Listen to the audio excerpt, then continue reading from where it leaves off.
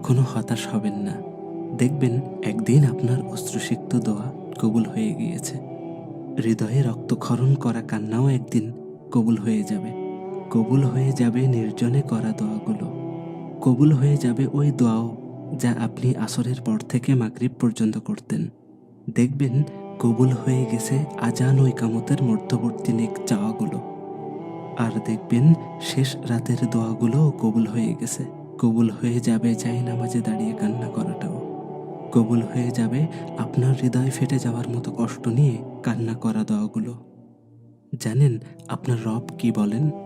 শীঘ্রই তোমার রব তোমাকে এত দিবেন যে তুমি খুশি হয়ে যাবে।